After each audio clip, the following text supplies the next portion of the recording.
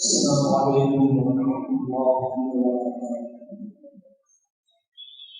نحمده ونصلي على رسوله الكريم أما بعد. أعوذ بالله من الشيطان الرجيم. بسم الله الرحمن الرحيم. وقال رسول الله صلى الله عليه وسلم: من كان آخر كلامه لا إله إلا الله دخل الجنة أو كما قال عليه الصلاة والسلام.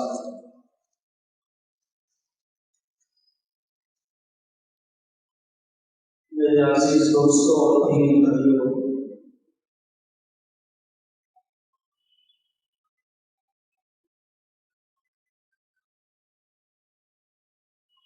موت سے ڈرنے کے بجائے موت کی تیاری کی فکر ہونی چاہیے۔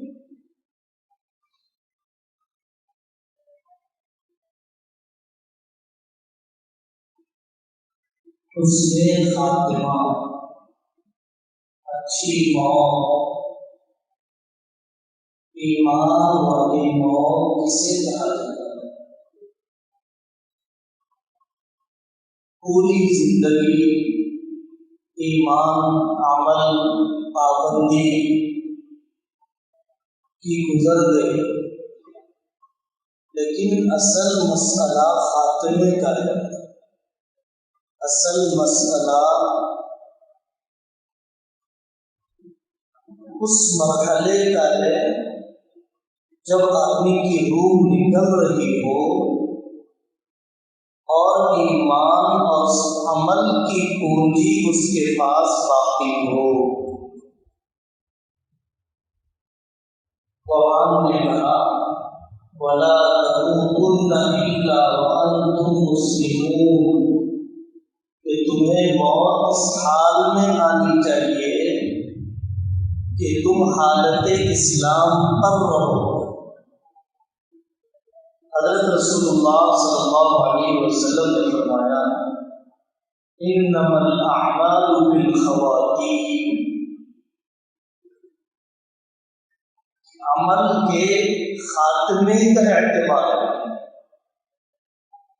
زندگی بھر نماز پڑھتا رہا، موت سے کچھ وقت پہلے بے نمازی بن گئے، بے روزہ بن گئے، بدعقیدہ بن گئے،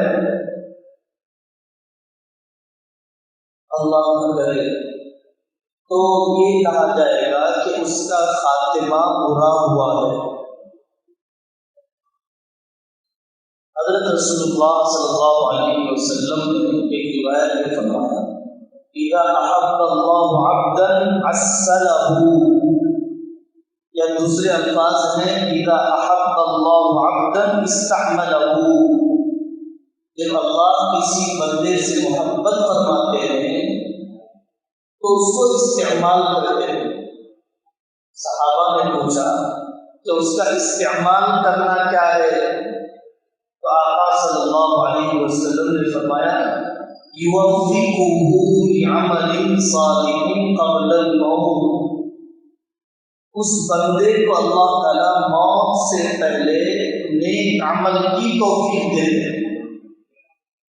دوسری روایت ہے: یفتح اللہ علیہ عملا صالحا ثم یقیدہ علیہ، کہ اللہ تعالیٰ اس پر نیک عمل کے دروازے کھول دیتے ہیں اور اس کو اس نیک عمل پر جما دیتے ہیں۔ دوسری روایت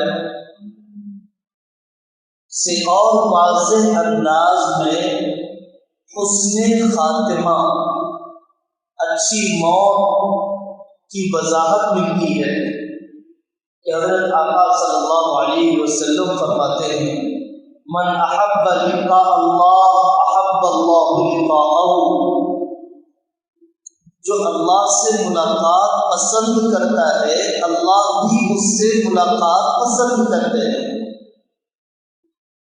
حضرت عائشہ رضی اللہ عنہ نے پوچھا یا رسول اللہ ہر آدمی موت کو ناپسند کرتا ہے، تو اس جملے کا کیا مطلب ہے کہ جو اللہ سے محبت کرتا ہے، اللہ سے ملاقات کی محبت کرتا ہے، اللہ بھی اس سے ملاقات کو پسند کرتے ہیں۔ حضرت آقا صلی اللہ علیہ وسلم نے وضاحت فرمائی، لا ولكن المؤمن اذا حضره الموت وبشر برحمة الله ورضوانه وجنته تمنى لقاء الله،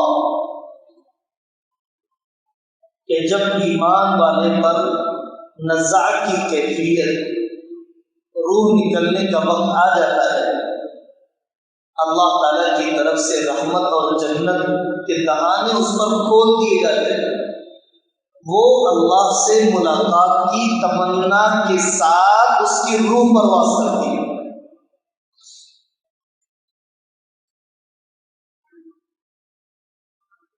تو ضروری نہیں ہے کہ آدمی مرتے وقت زبان سے کلمہ پڑھے، کوما میں تھا، مشینیں لگی ہوئی تھی، کوئی حادثہ پیش آ گیا، پڑھانے کا موقع نہیں ملا، تلقین کا موقع نہیں ملا، لیکن جس وقت وہ دنیا سے رخصت ہوا ایمان اور عمل کی زندگی پر تھا، تو یہ سمجھا جا سکتا ہے کہ اللہ تعالیٰ نے اسے حسن خاتمہ کی دولت دے دی۔ حسن خاتمہ کا پہلا سبب نماز پر استقامت، من صلی الفردین دخل الجنہ۔ علماء نے لکھا کہ جو فجر اور عصر پڑھے وہ اس حدیث کی روشنی میں وہ جنت میں داخل ہو گئے۔ بطور خاص جو فجر اور عصر کا پابند ہے، اس درمیان میں موت آ گئی تو اسے حسن خاتمہ مل گئے۔ دوسرا سبب حسن خاتمہ کا اللہ تعالیٰ سے حسن ظن، خوشگمانی، انا عند ظن عبدی بی، میں بندے کے گمان کے پاس ہوتا ہوں، بندہ مجھ سے جیسے بھی گمان کرتا ہے۔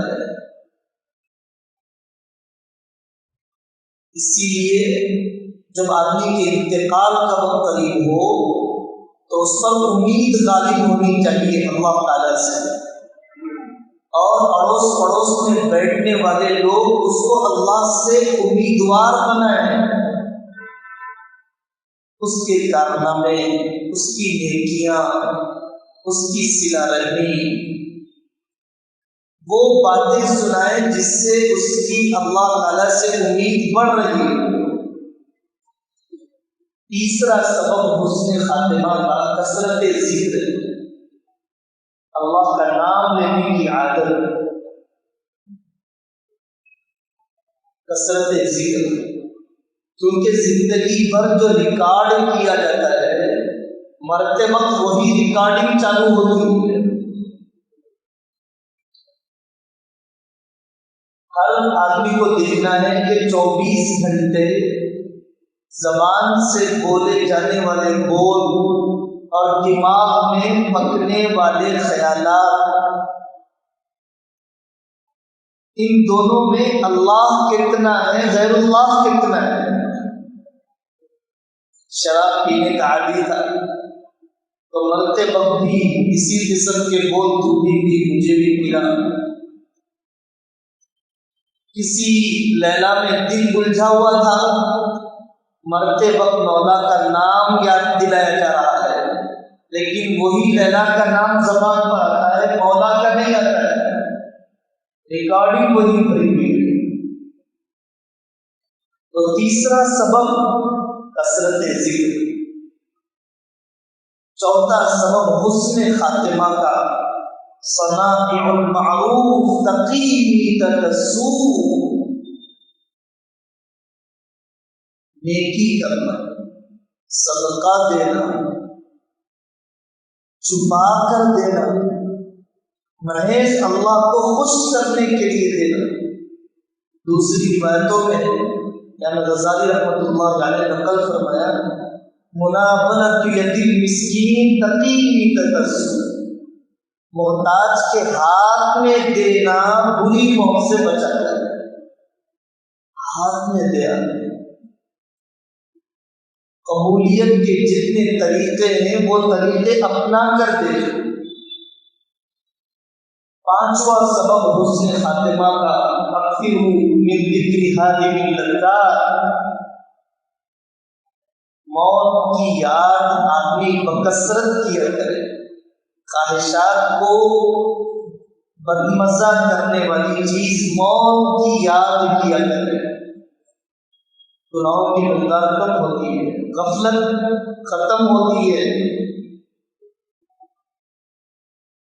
یاد رکھوں گا تب بھی اس منزل کا سامنا کرنا ہے، یاد نہیں رکھوں گا تب بھی اس منزل کا سامنا کرنا ہے۔ موت کی منزل یاد ہو، قضا نمازیں رہ جائے گی۔ موت کی منزل یاد ہو، رشتے ٹوٹے ہوئے رہ جائیں گے۔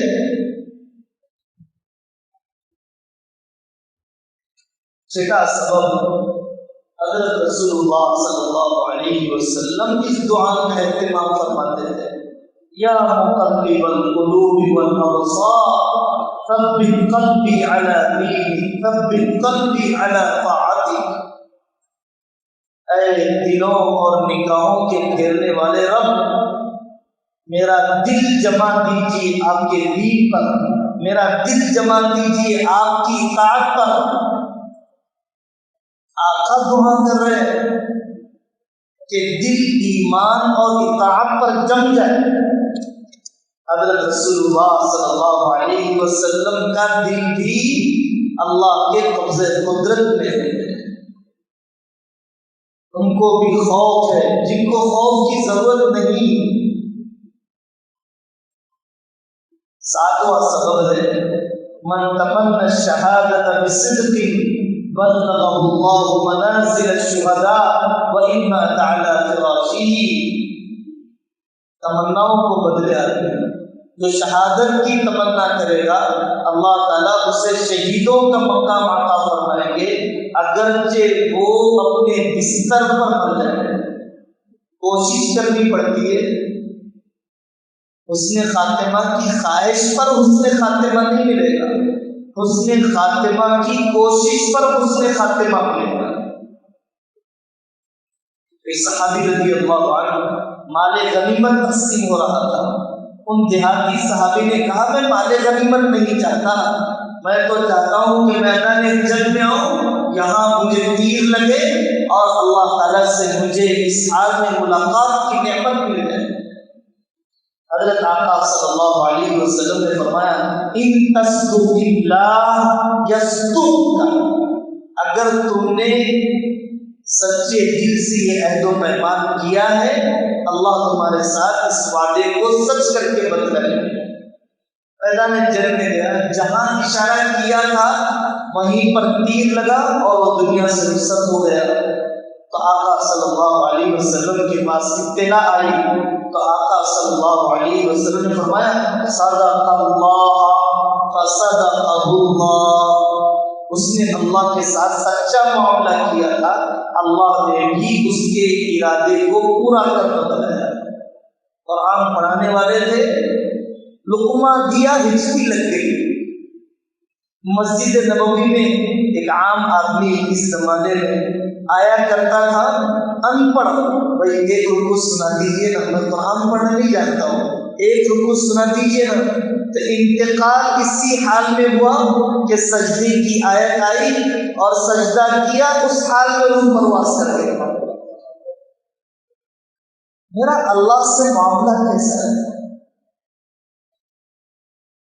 حیدرآباد میں 92 بابری مسجد کی شہادت کے موقع پر حافظ معظم شہید صاحب فیض العلوم مدرسے کے مدرس تھے، پڑھانے کے لیے سائیکل پر نکلے، پیچھے سے ایک شخص نے چھڑا پھونک دیا، انتقال ہو گیا، سائیکل پر سے اترے، سڑک پر رکعت باندھ لی، کھڑا نہیں ہویا گیا، سجدے میں گر گئے، روح پرواز کر گئی۔ کہہ رکھا تھا کہ بیٹا میرے دفنانے کا سامان صندوق میں ہے، تو دیکھا تو کفن کا کپڑا تو ہے، نہلانے کا سامان نہیں ہے۔ علماء سے پوچھا، علماء نے بتلایا کہ انتقال کیسے ہوا آپ کے ابو کا؟ کہا کہ اس حال میں ہوا کہ مدرسے کی طرف جا رہے تھے اور کسی نے پیچھے سے چھرا گھوم دیا۔ انہوں نے کہا کہ شہادت کی موت نصیب ہوئی ہے اور شہید کو نہلایا نہیں جاتا ہے، اس کو اس کے خون کے کپڑوں میں ہی دفن کیا جاتا ہے۔ اللہ سے اتنا معاملہ طے کر رکھا تھا کہ جب میری شہادت کی موت ہی ہونی ہے تو نہلانے کے سامان کی کیا ضرورت ہے مجھے۔ آٹھواں سبب حسن خاتمہ کا ظاہر اور باطن کی یکسانیت۔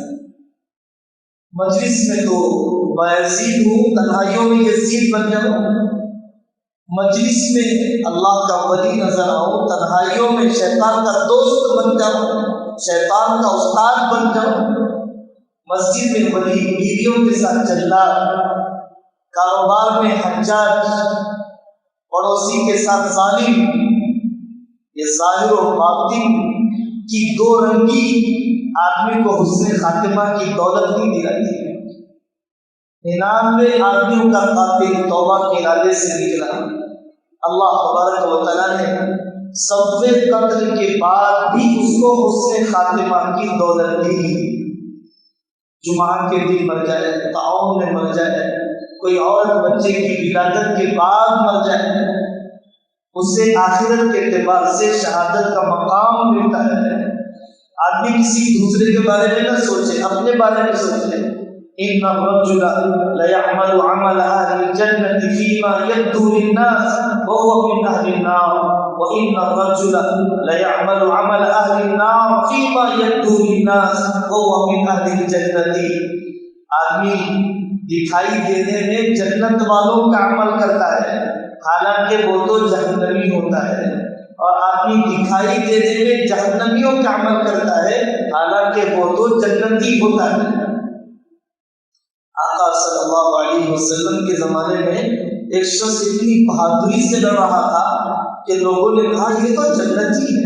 آقا نے فرمایا ایسا نہیں ہے، جب دیکھا زخموں کی تاب نہ لا سکا خودکشی کر کے دنیا سے گیا۔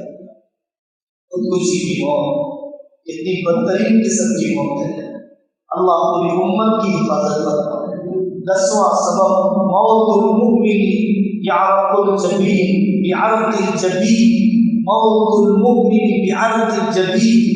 جب روح پرواز ہو اور ایمان والے کی پیشانی پر پسینہ آ جائے، عافیت سے نکل جائے، امید ہے اللہ تعالیٰ نے اس کو حسن خاتمہ کی دولت سے نوازا ہے۔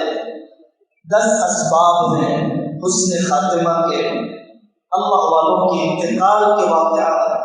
حضرت بشر بن منصور رحمۃ اللہ علیہ انتقال کا وقت قریب آیا، فرمانے لگے اخرج من بین الحاسدین والباغین والمغتابین واقدم علی رب العالمین۔ کتنا خوشی کا موقع ہے، غیبت کرنے والوں، حسد کرنے والوں، اللہ سے بغاوت کرنے والوں کے پاس سے نکل کر رب العالمین کے پاس جا رہا ہوں، کتنا بہترین موقع ہے۔ ولا افراح، میں کیوں نہ مسکراؤں، کیوں نہ خوش ہو جاؤں، اللہ تبارک و تعالیٰ سے ملاقات کا وقت آ چکا ہے۔ حضرت عبداللہ بن مبارک رحمۃ اللہ علیہ کہ انتقال کا وقت قریب آیا تو مسکرائے اور اس کے بعد فرمانے لگے لِمِثْلِ هَذَا فَلْيَعْمَلِ الْعَامِلُونَ۔ جنت کے منظر اللہ نے کھول دیے تھے، اس کے لیے تو ساری زندگی کوششوں میں گزری۔ ابن سکینہ رحمۃ اللہ علیہ ان کے انتقال کا وقت قریب آیا تو قرآن کی یہ آیت اپنے ہاتھ سے لکھنے لگے، فروح وریحان وجنت نعیم۔ شیخ الاسلام ابو الوقت رحمۃ اللہ علیہ ان کے انتقال کا وقت قریب آیا تو قرآن کی آیت پڑھ رہے تھے، یا لیت قومی یعلمون بما غفر لی ربی وجعلنی من المکرمین. کاش میری قوم کو پتہ چل جاتا اللہ نے میرے ساتھ جو اعزاز اور مغفرت کا معاملہ کیا. امام طبری رحمۃ اللہ علیہ اپنے انتقال سے پہلے فرمانے لگے میرا مذہب تو اسلام ہے، میں تو حضرت محمد صلی اللہ علیہ وسلم کا غلام ہوں. اور انہوں نے اپنے عقیدے گنائے اور ان کی روح پرواز کر گئی. لوگ آئے ورقہ بن عمر بن کلب رحمۃ اللہ علیہ کے قریب آئے، آ کر ادھر ادھر کی باتیں کرنے لگے تاکہ ان کو بیماری کی تکلیف نہ ہو. تو انہوں نے فرمایا چپ ہو جاؤ، مجھے اپنے رب سے مشغول نہ کرو، میں تو اپنے رب سے ملاقات کے اشتیاق میں ذہن و دماغ کو تیاری کر رہا ہوں. مجھے اپنے رب سے ملاقات کافی ہے، مجھے دنیا کے بہلاوے اور دنیا کے پھسلانے والی کسی بات کی ضرورت نہیں ہے. ابو حکیم رحمۃ اللہ علیہ قرآن لکھا کرتے تھے، انتقال ہوا تو قرآن لکھتے ہوئے انتقال ہوا.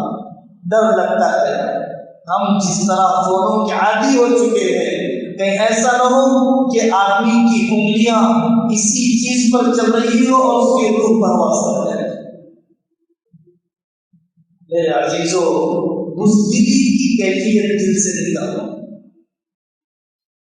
وہاں اس کا جنازہ اٹھا، فلاں گھر میں فلاں کا انتقال ہوا، میری گلی میں 12 آدمی رخصت ہو گئے. اس غم کے بجائے موت کی تیاری کا غم لو، موت کی تیاری کا غم لو.